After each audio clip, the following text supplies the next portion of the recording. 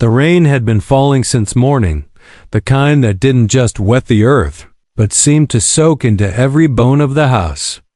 Claire stood by the kitchen window, watching droplets slide down the glass, each one tracing a slow, silent path to nowhere.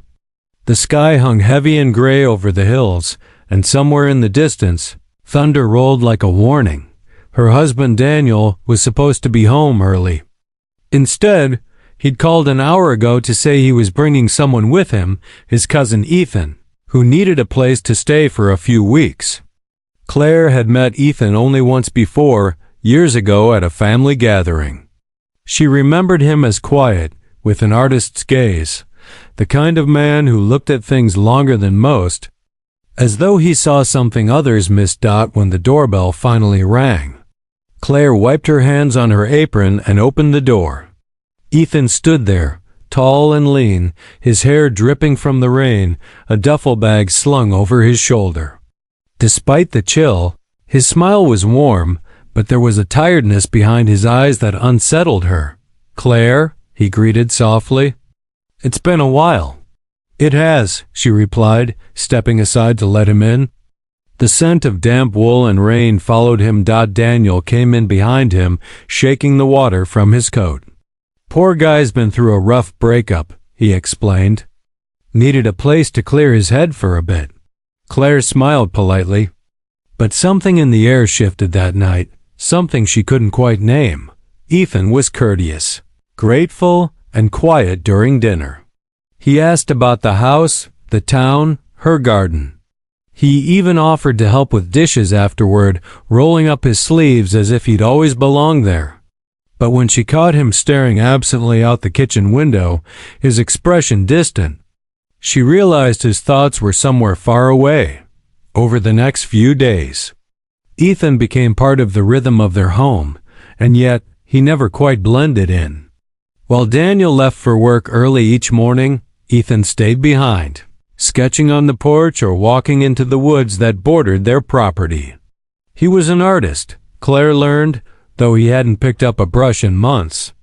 Sometimes he'd leave his drawings on the table, faces, landscapes, moments captured with haunting precision. One afternoon, Claire found him sitting beneath the old oak tree at the back of the yard, sketchbook in hand. When she asked what he was drawing, he smiled faintly. "Not sure yet," he said, "but there's something about this place. It feels familiar." She laughed softly. "You've never been here before." He looked up at her then, really looked, and said, "Maybe not. But sometimes places remember things, even when people don't." That night, as the rain began again, Daniel received a late call from work. He had to leave for an overnight trip. Claire didn't mind. His business travel was nothing new. She said goodbye, made tea, and settled into the quiet hum of the empty house, except it wasn't truly empty anymore. From upstairs, faintly, she could hear Ethan's voice, a low murmur, as if he were talking to someone. Curious, she crept halfway up the stairs. But when she listened again, there was only silence. Later, as thunder cracked outside and lightning illuminated the living room for a brief second, she saw Ethan standing by the window, looking out into the rain. His face unreadable. He turned slightly, startled to see her. "Sorry," he said. "Couldn't sleep." "Neither could I," she admitted. They stood there for a long moment, watching the storm. Then Ethan said something that sent a chill through her. "It feels like this house is keeping secrets." Claire tried to smile, but her heart quickened. She didn't know it then, but Ethan's arrival wasn't coincidence. He hadn't just come to escape heartbreak. His visit was the beginning of something that would unravel everything she thought she knew about her marriage, her home, and herself. And outside, under the relentless rain, the old oak tree stood silent, as if listening. The storm that night refused to end. The rain came in sharp bursts against the windows, and the wind carried the eerie hum of the countryside, branches scraping, shutters rattling, a rhythm that made Claire's heart beat faster than it should. She tried to distract herself by reading, but every flicker of lightning made her glance toward the hallway where Ethan's door was half open. She told herself it was just the storm making her uneasy. But when the light suddenly flickered and died, plunging the house into darkness, she gasped. Somewhere upstairs, she heard movement, the creak of a floorboard, slow and deliberate. "Ethan?" She called out. No answer. Grabbing a flashlight, she moved through the hall. The beam of light trembled in her hand as she reached the bottom of the stairs. Then a low voice came from above. "It's okay," Ethan said. "Just the power. I was checking the fuse box." She exhaled, half laughing at her nerves. Together they found candles in the kitchen. The soft golden light chased away the shadows, but it didn't calm the strange heaviness between them. Claire noticed how pale Ethan looked, his jaw tense, eyes darting to the window as if he expected someone to be watching. "Are you all right?" she asked quietly. Ethan hesitated. "I shouldn't say this. Not while Daniel's gone." That made her heart stop for a moment. "Say what?" He leaned closer, lowering his voice. "The truth about why I came here." Claire frowned. "I thought you needed a break. To get away from everything." "That's what Daniel told you," he said bitterly. "But it's not the whole story." Lightning flashed, and for a brief moment, she saw something raw and haunted in his eyes. He reached into his jacket pocket and pulled out a folded piece of paper, worn at the edges, creased from being read too many times. "I found this among my sister's things," he said, placing it on the table. "It's a letter. In Daniel's handwriting." Claire's hands trembled as she unfolded it. The paper smelled faintly of smoke and time. The words were few, but they hit like a thunderclap. Keep her away from the truth. She must never find out what happened that night. There was no signature, but the writing, she recognized it. It was Daniel's. Her throat went dry. "What night?" she whispered. Ethan shook his head. "That's what I came here to find out. My sister, she disappeared after writing to Daniel. The police said she ran away, but I never believed it. I traced the last letter she sent, and it led me here, to this area, this house." Claire stared at him, disbelief and fear warring in her chest. "You think Daniel had something to do with your sister's disappearance?" "I don't know," he admitted. "But I do know he's lying to you." The words stung more than she expected. She wanted to defend her husband, to insist there was an explanation, but deep down, her mind betrayed her with memories she'd ignored for years. The locked drawer in his study, the strange late-night calls, the way he'd once come home with mud on his boots after saying he'd been working late. When the storm finally eased, Claire sat alone in the dim light of a candle, reading and rereading that note. Every word felt like a splinter burrowing under her skin. Ethan had gone upstairs, leaving her with questions that refused to rest. Sometime after midnight, she drifted into a shallow sleep on the couch. She dreamed of a figure, Daniel, standing at the end of the hall, whispering her name. But when she turned, his voice twisted into Ethan's. "You have to see for yourself," it said, "before it's too late." She woke with a start. The candle had burned low, casting long shadows on the wall. On the kitchen table lay one of Ethan's sketches. Only this time, it wasn't a landscape. It was of her, standing under the old oak tree behind the house. And beneath her feet, something was buried in the soil. The rain began again. The storm, it seemed, wasn't over, and neither were the secrets it had brought to her door. The morning after the storm broke with a deceptive calm. The sun spilled across the kitchen tiles, golden and warm, as if trying to erase the unease of the night before. But Claire couldn't shake the feeling that something in the house had changed, that the air itself was holding its breath. She kept seeing the sketch in her mind, herself under the oak tree, something buried beneath her feet. Ethan's soft, steady pencil lines replayed in her thoughts like a warning she didn't understand. When Ethan came downstairs, he looked different, tired, withdrawn. He poured himself a cup of coffee without a word. Claire finally asked, "Why did you draw that picture, Ethan?" "The one with the tree?" He hesitated, his hand tightening around the mug. "It wasn't just a drawing," he said. "It was a dream I've had." "For months," her voice trembled. "A dream of what?" "Of Daniel," he said quietly, "digging under that tree, late at night, like he was trying to hide something."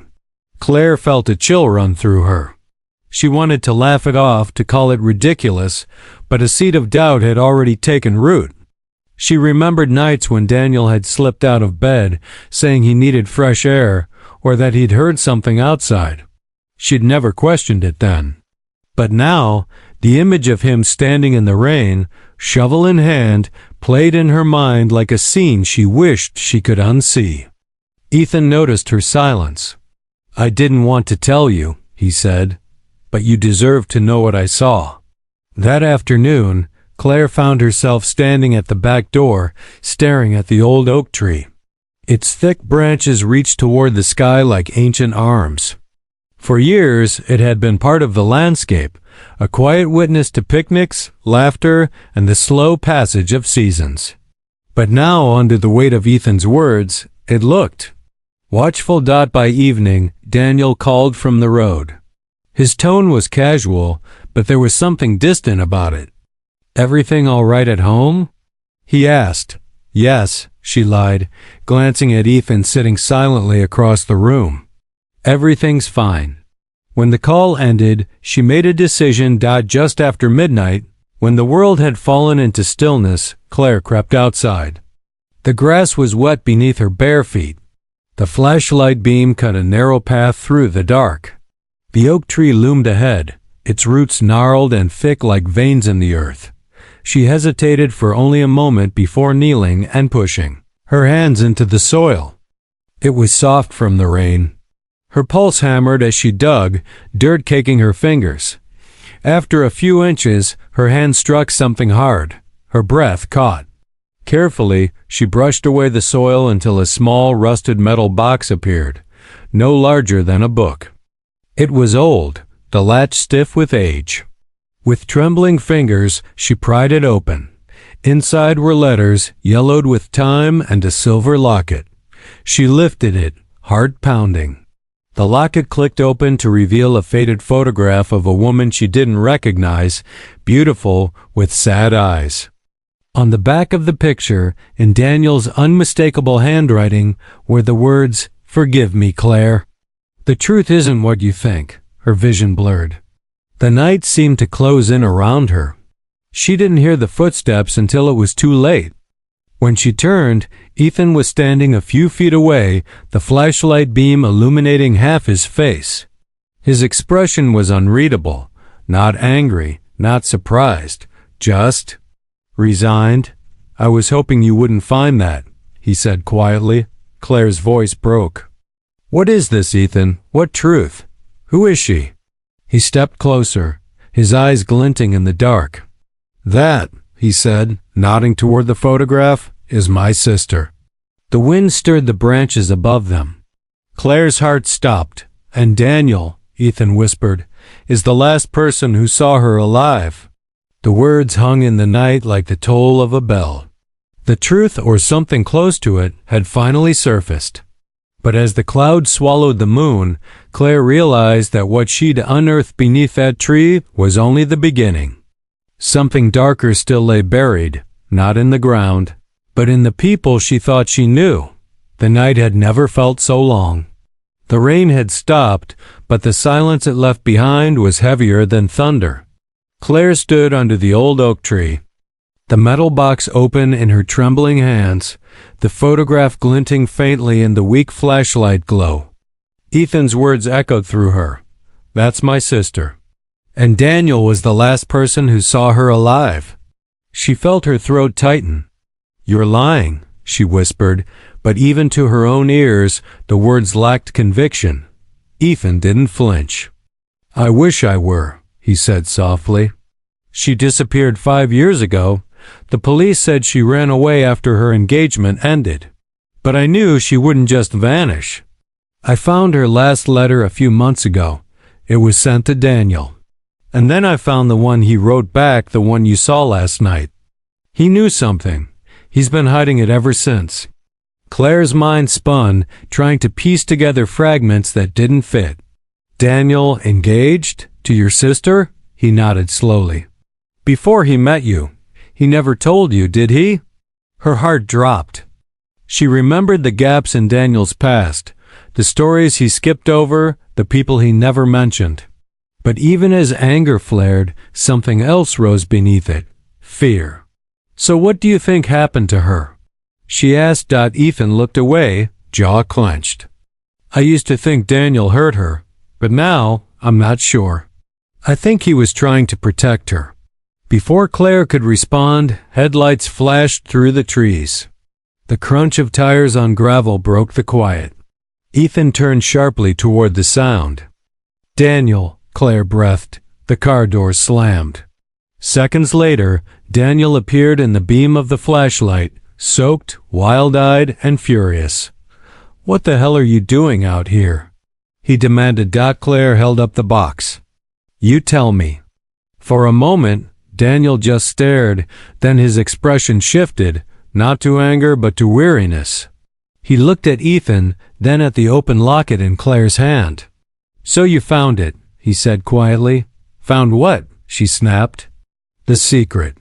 You buried in our backyard? Daniel sighed, the fight draining out of him. You wouldn't understand. Try me, she said coldly. He hesitated, then finally spoke. Ethan's sister, Lily, was engaged to me, yes. But she discovered something that put her in danger. Our family? It wasn't as simple as you think. My father left behind money, a fortune, hidden in property deeds and accounts no one was supposed to know about. Lily found out. She was planning to tell the police. Ethan's voice cut through the air, and then she disappeared. Daniel's eyes flashed. Because someone followed her, not because of me. I tried to help her, Ethan. I told her to run.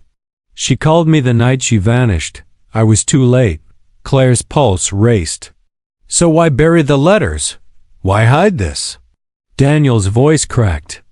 Because I didn't want you caught in it too. The people who wanted that money, they're still out there. And they'll come for anyone connected to her. The words barely settled before a noise from the woods made them all turn. A twig snapped. A shadow moved between the trees, quick, deliberate. Ethan reached for Claire's arm. We need to go, he said. But before they could move, a figure stepped into the clearing, a man in a dark coat, his face hidden beneath a hood. You should have left it buried, he said. His voice was calm, cold. Now you've made it everyone's problem again. Everything happened fast after that. Shouting, a struggle, the crack of a gunshot. The night exploded in chaos and rain. When it was over, the man was gone, and Ethan was on the ground, blood seeping through his shirt. Ethan! Claire cried, dropping beside him.